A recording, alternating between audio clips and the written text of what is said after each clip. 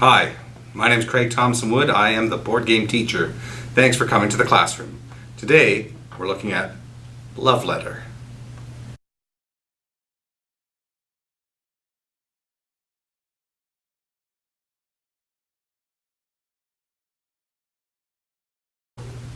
So in looking at the stats for Love Letter, 2 to 4 players, I would say definitely not for 2. It's a very boring game for 2 players.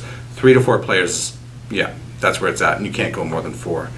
15-20 minutes, absolutely. Games can be very quick in Love Letter. And ages 10 and up, well, now my grade 4s are going to be very quick to tell you we're 10 years old now, but they started off the year at 9 years old and they had no problem playing this game. But please don't make the mistake that I made with this game and sort of judging a book by its cover or judging a game by its velvet embroidered bag. When I first saw this game, I thought it was ridiculous. I looked at the Love Letter in this pretty little velvet red bag and I just turned my nose up at it. Well, how wrong was I? Because when I saw some of my friends playing it, laughing, having a great time, it got me curious. And when I finally got my turn to play, oh boy, I was so amazed at what kind of fun game can be in such a tiny little bag. This was actually the game which started in modern board gaming, what's known as the micro game craze. It's the first of its kind is a micro game, and it's a micro game because the whole game of Love Letter consists of only 16 cards, and those 16 cards are played each round to different effects. And I'll show you the rules explanation of the game, but the whole thing is just 16 cards. Since then, other games have tried to copy Love Letter in making micro games, but none have enjoyed the success that Love Letter had first started. So without any further interruptions, let's get right to showing you how this game is played.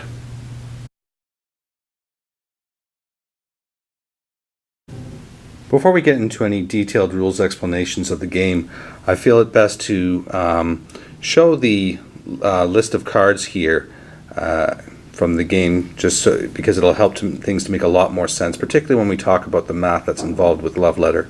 So it shows the cards in descending numerical order from 8 down to 1 with their names. So Princess is number 8, Countess number 7, King is 6, Prince is 5, Handmaid 4, Baron is 3, Priest is 2, and Guard is 1.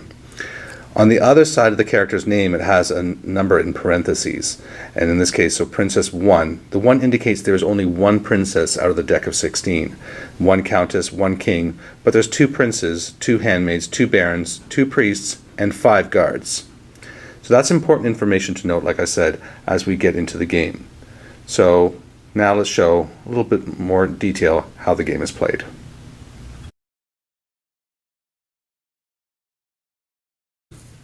So let's look briefly at the different cards and what they do. The guard allows you to guess other players' cards. If you guess correctly, the player is out of the round. Guards are only a value 1 though, and are not, easily beaten when comparing values of cards. Number 2 is the priest. The priest allows you to look at another player's hand. Again, not a very high value, but at least it beats the guard. Number 3 is the Baron. When you play the Baron, you compare the other card in your hand to the card in another player's hand. So for example, if I have this card, ooh, that's not a good one. I wouldn't do the Baron with that. Okay, let's say I had the Prince. Okay, so when you play the Baron, you want to make sure you have a card with a pretty high number. So I'm going to play the Baron, and I'm showing the Prince, and this player shows me, and they have a Baron, so my 5 beats the 3, so that means that this player is now out of the round. So you compare, and again you compare in secret because you don't want the other players to see. Number 4 is the Handmaid. The Handmaid will allow you to ignore, nobody can use a card against you until the start of your next turn. The Prince will allow you to get somebody else to discard the card that they have. And if they discard the Princess this way, that person is out. The King, you can trade hands with another player of your choice. So you choose another player who's not protected by the handmaid, and you trade with them. Number 7 is the Countess. The Countess says if you have this card in either the king or the prince, then you have to discard the Countess. So that can be a tricky one. And number 8, the Princess, it says if you discard this card, you're out of the round. So if you have the Princess, you have to hold on to her until the very end. And that's the 8 cards. So there's going to be 5 guards, 2 of each of these cards, and then 1 of each of these cards. And that will make up your deck of 16.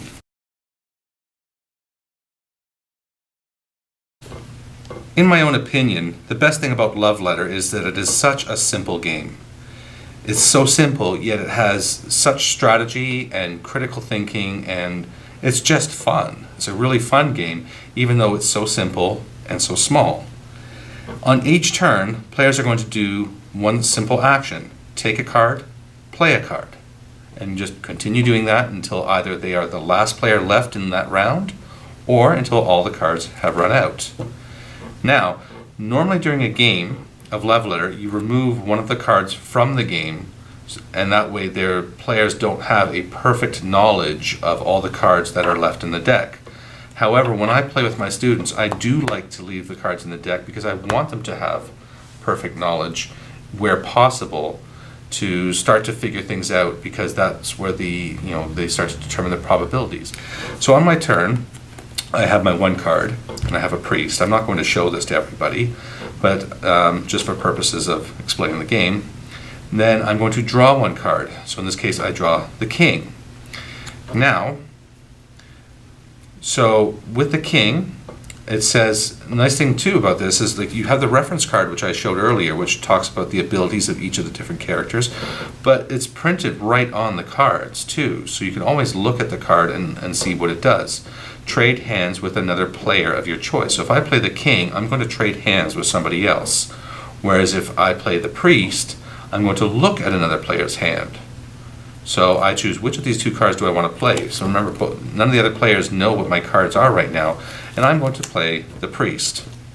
So I put the priest down in front of me, and the priest will stay there for the remainder of the game. And so now I have the priest, and I can look at another player's hand. And so only I get to see this, and I see that this player has the handmaid. So now it goes back down. The other players are not allowed to see that. And now go to the next player. They will choose a card, and now they have the princess and the handmaid. Now the princess is a dangerous card to have so early, because if you discard the card, you are out of the round. And the game is played in rounds. Once you're out of the round, then you have to wait for everybody to finish, then you join in the next round. But so for now, what they're going to do is they're going to use the handmaid's ability, which says that nobody can affect this player with another card while she is in front. So they put this handmaid down, and so for the whole next turn, nobody can play a card against the handmaid. All right, and this player has a priest as well, and a prince. So they're going to choose to do as I did. They're going to play the priest. They cannot choose this player because this player has the handmaid protecting. So they will look at this player's hand and see that they have the handmaid. And so now they played that card, and now this player takes a card, and they too get a prince. And they will force, they can't force this player to discard. The handmaid's still protecting. So they're going to force one of us to discard our card, so the prince is going to force me to discard this card. So I will discard the card, and I immediately draw 1 back. And that player's turn is done. So now I have my 1 card, so I'm starting my next turn, and I just take another card and I repeat. Where the game gets a little interesting is with the guard cards. The guard cards allow you to try to guess another player's card, and if you guess correctly, then that person is out of the round. Once all the other players are eliminated, then you can take one of these red cubes. These signify the love of the princess. So the princess has noticed my efforts to try and get this love letter to her. and once one person has 4 of the cubes, you win. Another way to win is if all the players, if one player takes the last card, they're then going to play a card, whatever, when they're down to the last card, they're going to play the card, and then everybody's going to compare their values. So in this case, the player with the highest value is going to be the one to win that round. So the 2 ways to win are 1, eliminate the other players, or 2, be the player with the highest card in hand. And this is where having that number 8 princess is a good thing towards the end of the round.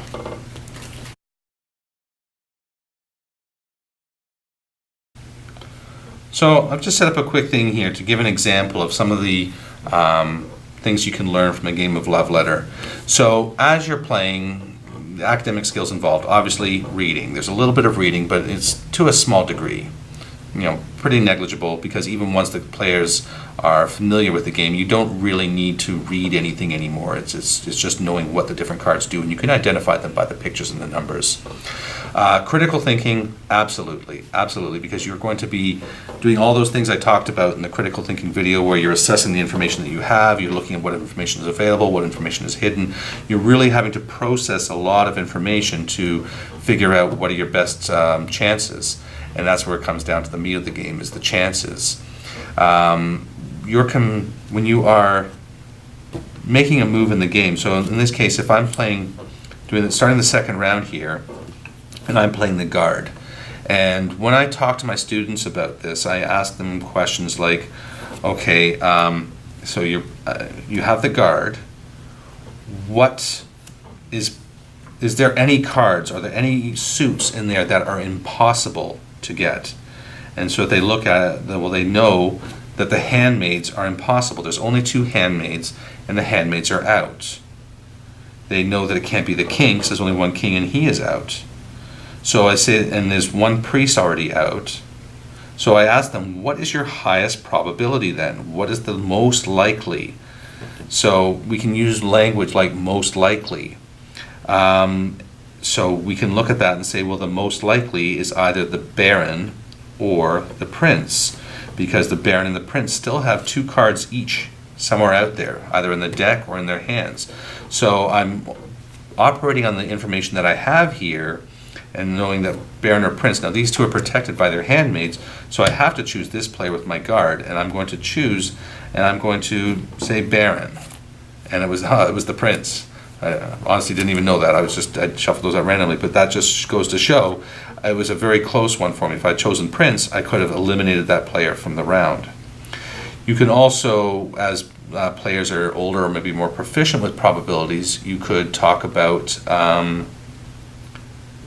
fractions. So rather than just using simple language like likely or unlikely, possible, impossible, certain, you could use things like what is the put things into fractional terms. So in fractional terms, there was 4 cards out of 16, so 1 and 4, but then subtracting the other ones, you can really sort of calculate all the probabilities of what cards are still out there to determine what is your best odds of picking the right card. So, and even break that into percentages if the students are capable of doing that.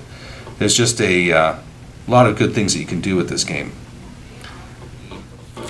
One thing that's happened though, and I find it amusing to see, and to see if the students pick up on it, is if somebody plays the Baron, and say he plays the Baron and his other card was the Countess, and plays it against me, and says, okay, I want to compare cards.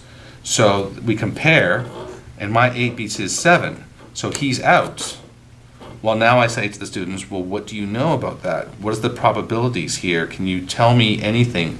And see if the students can tell me, because right now, the chances are 100%, they're certain that I have the Princess, because that's the only card that will beat the Countess in a comparison by using the Baron.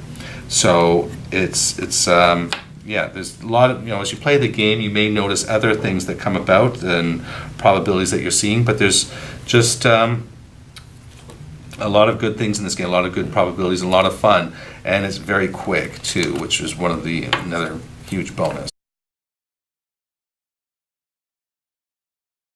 One another good thing about Love Letter is that it comes in many different versions. I mean, it's one of those things that it was so popular that they're trying to brand it with every different kind of thing that they possibly can to reach as much audience as they could. They certainly suckered me in with this one. I'm a big Batman fan, and they have Batman Love Letter. There's also Hobbit Love Letter, Lord of the Rings Love Letter, Adventure Time Love Letter. There's just so many different versions of Love Letter out there. And it's not just a different reskinning of the thing, like when they do, like, Brampton Monopoly or something. They'll make it like with all the, Brampton places on it, or where they do Monopolies at different versions, but it's the same board, just different spaces on it. In this one, the rules are actually, for every different version of Love Letter, there is a slight difference to the rules that makes it a little bit different. In this case, Batman is treated as the guard, and you get points for successfully guessing which villain he's capturing, which, he's supposed to be the great detective. So, but like I say, Love Letter, many different versions. So if the Velvet Bag doesn't do it for you, then consider The Dark Knight, consider Lord of the Rings, whatever tickles your fancy. There's all different kinds of Love Letter out there for you too.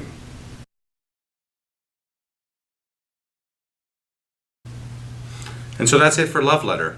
If you have any other questions about the game or some of the things I was talking about in the episode, please feel free to leave me a message in the comment section below and I'll get right back to you. If you have any questions about this game or other games, maybe games that you might like to see done on the channel, also please leave me a message. I'd love to get some dialogue going on more games or even more topics for discussion about how board games can be used in a classroom setting. So yeah, it'd be great to hear from anybody who has anything they'd like to discuss on that topic. But until then, I'm Craig Thompson Wood, the board game teacher, saying thanks for coming to the classroom.